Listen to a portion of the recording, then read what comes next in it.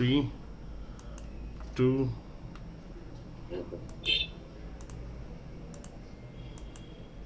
one. Good afternoon, everyone. Welcome to another exciting episode of Entap Presents. Okay. So sorry for the inconvenience, everyone. To those who are watching me on YouTube, I'm going to take this without the video, I presume. My video, there is some technical difficulty which I'm facing, but no problem. I have some lovely educators with me today. So I'm gonna do this fly by wire. I'm going to shut off my video. I have some lovely educators with me today. So let me go ahead and introduce one on one. So first up, we have Chakravarti ma'am. Ma'am, would you please introduce yourself? Yeah, hello everybody. This is Chakravarti, Principal Pragati Central School, Hyderabad. Thank you so much, ma'am.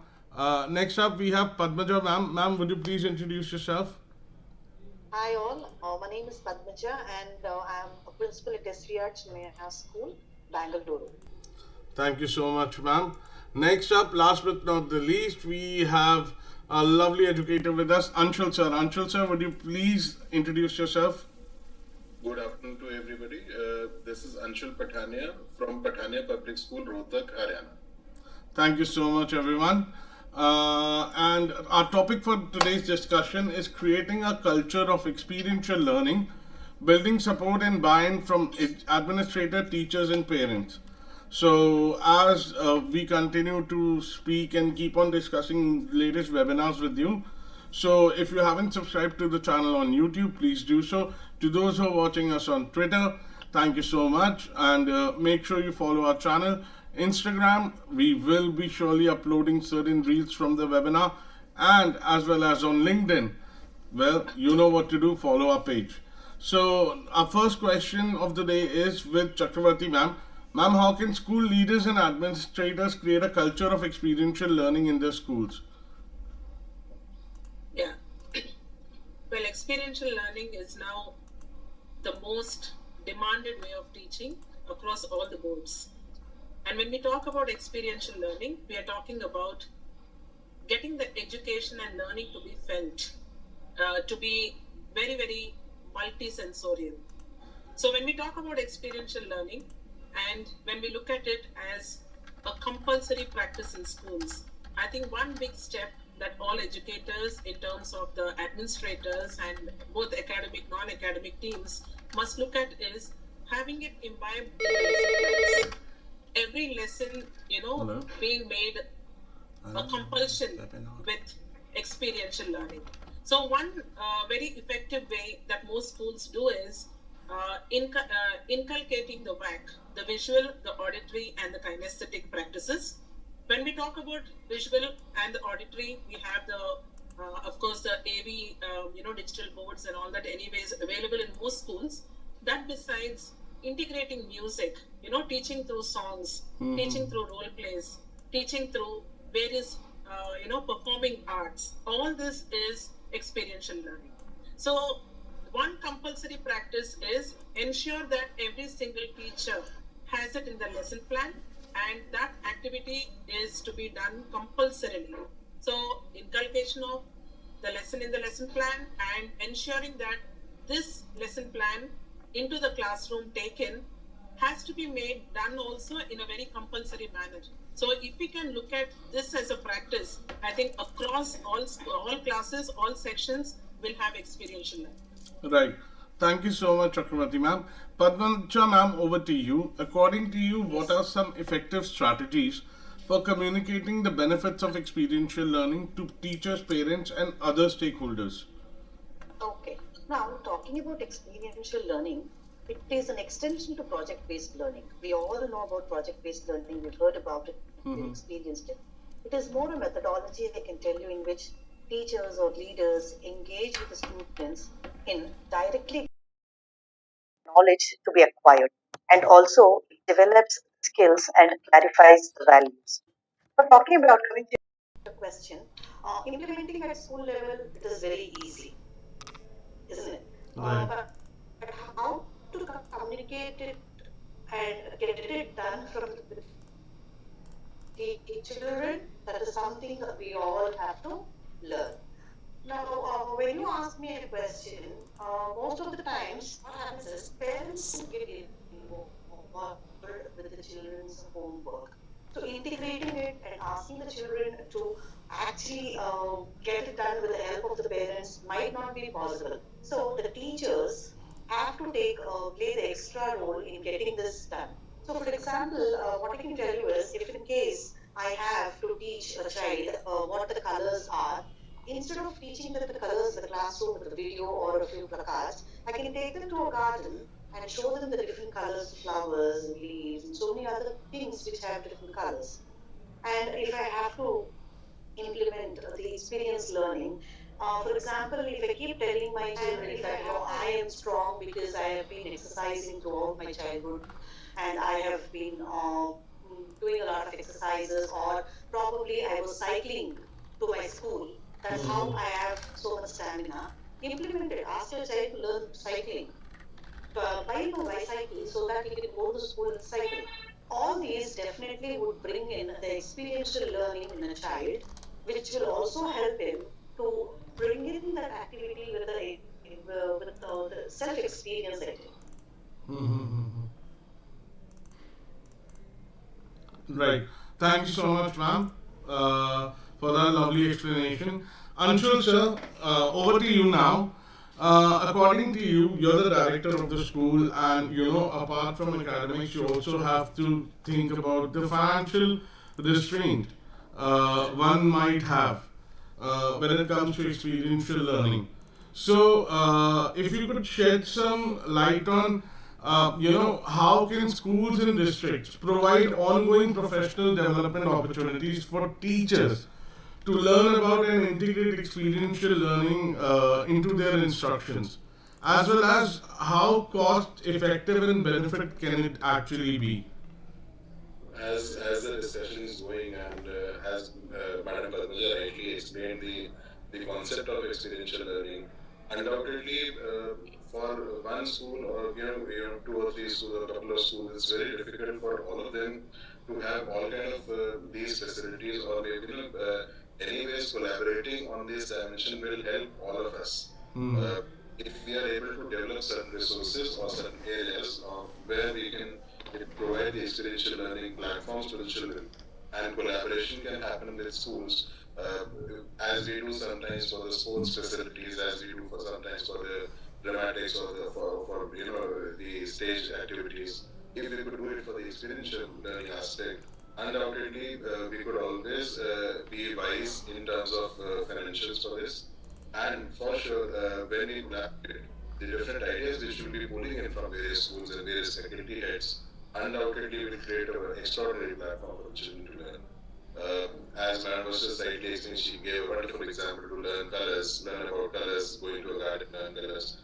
We all have been doing this. It's a traditional practice of earlier the dissection of a rat, or a dissection of the flowers. All these have been taught in the biology sub, Right. where see children are more excited to learn, or they wait for those periods to come where we would take them out and show these things to them. So that brings in the aspect of actual learning. So a visit to a zoo will help them learn more about animals, rather than when we teach them on any of the smart boards, or a visit to a hospital will make them learn much more. But the most important part for this is that the teachers need to plan it. They need to map their curriculum and figure out those activities and areas, and where these children can be put up for learning these things. So maybe various internship programs could be planned, or common facilities will help. Right. Wonderfully explained, sir. All right, Chakravarti ma'am, my last question for you would be, how can teachers involve and engage parents in experiential learning activities?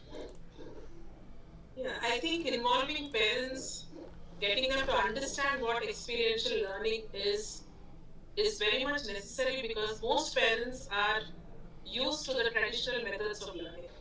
So when we talk about activity-based teaching and learning, there is still a misconception among parents. They think that activity-based could be just fun and not actual learning. But activity can bring in much more, learning, much more, conceptual clarity is something that many parents still need to understand. So I think to ensure that parents understand this aspect, it is necessary for schools, to invite parents for academic displays. Right. Get the parents, to watch the children, showcase to them as to how they learned fractions, or how they learned about the different types of mountains, or maybe how they learned about why geometry is necessary and which area of real life geometry is applicable to. I think all of this, when we do an expo or a display, I think a parent would understand that, okay, so, a concept could be taught also through this game, through this activity, through this hopscotch. Okay, so that is one way that parents, vouch for the school and for the practices of the school. That is point number one. Second thing is, in experiential learning, it's not about just listening to the teacher teaching, but there is this, psychiatrist, a noted psychiatrist by name William Lasser, and he's very, very internationally acclaimed. So what he says is, we learn 10% of what we read, 20% of what we hear, 30% of what we see, 50% of what we see and hear, 70% of what we discuss, 80% of what we experience, which we are talking about experiential learning, brings in 80% of conceptual clarity among children. Now, the next most important thing is, while we say 80% children's conceptual clarity is through experiential learning, he also says 95% of learning takes place among children when we allow children to teach other children. Which means to say, a child being given an opportunity to teach other children brings in much more. That means 95% of learning takes place. That is because the various, sensorial, the senses are being combined. And so it actually caters to the different learning styles of the children. So when we talk about 95% of conceptual clarity, a child can understand when he teaches other children, we can also bring in student-led teaching into the classrooms. So some concepts can be mapped, for children to teach other children. And this again, we could video shoot and send it across to the parents. Let the parents watch their child teach the other children. So that way also they can vouch for our practices in the school. Because now with NEP, experiential learning is one of the most acclaimed, practices. And even the CBSE, board also is hugely, talking about experiential learning. They are advocating experiential learning.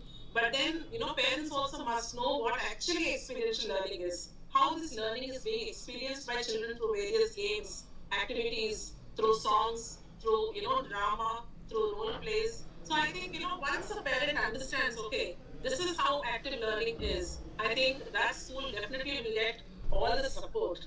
One more important thing that we can note is, we all have field trips in the schools for some concepts, right?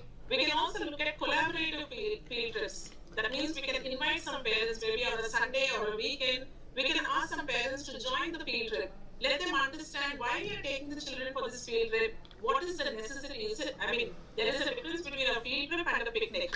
Picnic is for fun, but field trip is for extended learning beyond the classroom. Right. So when parents come to the field trip, they watch how the teacher teaches the concept. I think that way, again, there's a lot of, understanding that the stakeholders have. So putting in, some simple but very, very effective practices to enable parents comprehend and understand why experiential learning is one of the most powerful methods, I think that can definitely bring in a lot of cooperation and support from the parents. Right, ma'am. Over to you, Anshul, sir. My last question to you for the day would be, I understand, recreating everything through experiences and all that. But let's be honest, not everything can be recreated. Not every time we can take our students outside of the classroom. There are limitations to it. So, what other practical alternatives? And sir, let's be honest, practical alternatives, right? What are available at this point of time? No, undoubtedly, as you said, on while discussing, it looks very attractive to put these children across outside the classroom, and but certainly practically it's not possible for every concept to be explained in similar fashion. But that is where I told that it needs we need to unlearn the way we have been teaching. In fact, we all that's where we need to plan a little and map the curriculum, which all activities need what kind of an exposure or what kind of a experiential learning platform. So maybe a variety of experiential learning activities might and was just discussing with us that sometimes a field trip might help. Sometimes it's not a field trip. In fact, sometimes it's a common platform where you a couple of schools collaborate and you have a group faculty, you share those faculty members, or I have a very good herbal garden. Why don't you come and experience it in my school? And you have a wonderful laboratory. I come and experience it in your campus. Collaboration. So those are those kind of things we need to figure out. The most important part is for the teacher to plan, particularly right at the beginning of the session itself. In fact, before the beginning of the session, for every concept and for every topic which she needs to cover. So we know that this portion will be covered by the textbook. This portion would be covered by the 3D modeling or the smart classes, and this is the portion where we need to put in the experiential learning thing. But for sure, this is the most impactful method undoubtedly. You would see internationally that those people who have been successful in life, most entrepreneurs you would see, may not have been the toppers of the classes. And most of them have learned the trick of the trade by experiencing these things. Sometimes the people are not even learned; they are not even educated. But just because they have had wonderful experiential learnings outside the school, they have been managing wonderful businesses, or they have been extraordinary in their professions. So if we are able to integrate that aspect to the to the academicians and to the educators, what better than that? So we need to look on alternatives to each topic, which is important. Yeah. Right. Wonderfully. Himanshu, I Yes, think ma'am. I want to make a point here. Uh, when we talk about experiential learning, at least, whatever I have mentioned, these are things that we do for every single lesson in our school. So, if we are talking about a lesson that has, let us say, 4 or 5 subunits or 4 or 5 smaller, parts of the lesson, at least one part, the teacher has to take the children outside the classroom and teach that concept. At least one small part. So every lesson plan of mine has the visual, auditory, kinesthetic quotient. Every lesson plan of mine has an outdoor teaching experience. So when I say outdoor, everything doesn't need to be, taking them out on a field trip, but doing that lesson, maybe decreasing, increasing, descending on the staircase of the school, okay, or doing the multiplication tables through a hopscotch game in the ground. So these are practical ways, and we have been doing it. I think all of us are now getting, the very, practice of doing it, so much so that without an experiential learning part of the lesson plan, we are not even going forward. So, at least in our school, every lesson has and it must have experiential learning in its lesson plan. Every lesson, every class. That's wonderful to hear, ma'am. All the more power to you. All right, moving to Padmaja, ma'am. I hope you're not having any technical issues now, because I could understand that the phone might be getting disconnected or you might be getting calls throughout. Padmaja, ma'am, very quickly, three key takeaways Yes. that we can take from this, webinar for all the stakeholders. Yes.